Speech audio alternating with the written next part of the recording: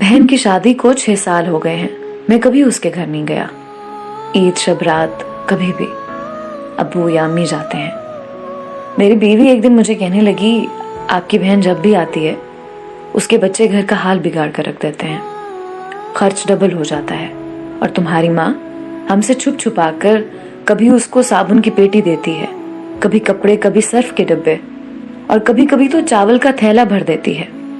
अपनी माँ को बोलो ये हमारा घर है, कोई खैरात सेंटर नहीं। मुझे बहुत गुस्सा आया। मैं मुश्किल से खर्च पूरा कर रहा हूँ और माँ सब कुछ बहन को दे देती है। बहन एक दिन घर आई हुई थी। उसके बेटे ने टीवी का रिमोट तोड़ दिया।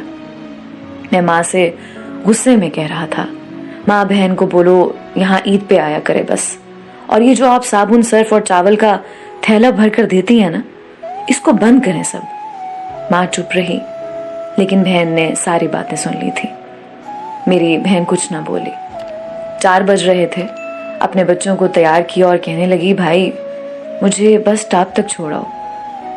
मैंने झूठे मुंह कहा, रह लेती कुछ दिन, लेकिन वो मुस्कुराई, नहीं भाई, बच्चों की छुट्टियां खत्म होने वाली हैं। फिर जब हम दोनों भाइयों में जमीन का बंटवारा हो रहा था तो मैंने साफ इनकार किया, भाई मैं अपनी जमीन से बहन को हिस्सा नहीं दूंगा।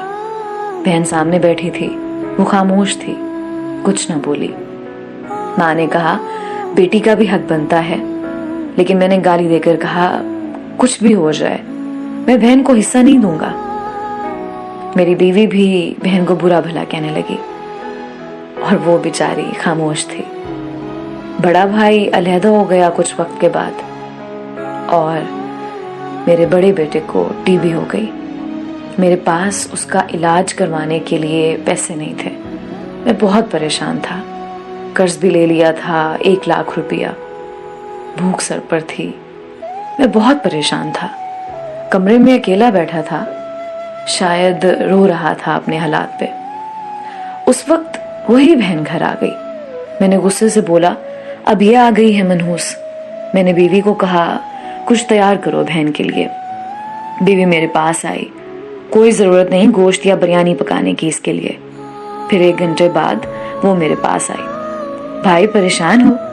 बहन ने मेरे सर पे हाथ फेरा, बड़ी बहन हो तुम्हारी, गोद में खेलते रहे हो, अब देखो मुझसे भी बड़े लगते हो।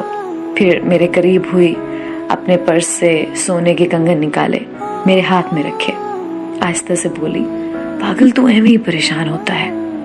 बच्चे स्कूल थे, मैंने सोचा दौड़ते दौड़ते भाई से मिलाऊं, ये कंगन बेचकर अपना खर्च कर, बेटे का इलाज करवा, शक्ल तो देख, जरा क्या हालत बना रखी है तूने अपनी।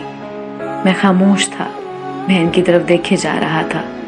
वो आहिस्ता से बोली, किसी को ना बताना कंगन के बारे में, तुमको मेरी कसम है। मेरे माथे पे बूसा किया और 1000 रुपया मुझे दे दिया, जो 150 के नोट थे। शायद वो उसकी जमा पूंजी थी। मेरी जेब में डालकर बोली, बच्चों को गोश्त ला देना, परेशान ना हुआ कर। जल्दी से अपना हाथ मेरे सर पे रखा और कहा कि देख कैसे तेरे बाल सफेद हो गए। वो जल्दी से जाने लगी। उसके पैरों की तरफ मैंने देखा तो टूटी हुई जूती पहनी थी, पुराना सा दुपट्टा ओढ़ा हुआ था और जब भी आती थी वही दुपट्टा ओढ़ कर आती। बहन की इस मोहब्बत में मर गया था मैं। हम भाई कितने मतलब परस्त होते हैं, बहनों को पल भर में बेगाना कर देते हैं और बहनें भाइयों का जरा सा दुख बर्दाश्त नहीं कर सकती। वो हाथ में कंगन पकड़े जोर जोर से रो रहा था। उसके साथ मेरी आंखें भी नम थीं। अपने घर में खुदा जाने कितने दुख सह रही होती हैं। कुछ लम्हे बहनों के पास बैठकर हाल चाल पूछ लिया करें, शायद उनके चेहरे पे कुछ लम्हों के लिए एक सुकून सा आ जाए। बहनें माँ का रूप होती हैं,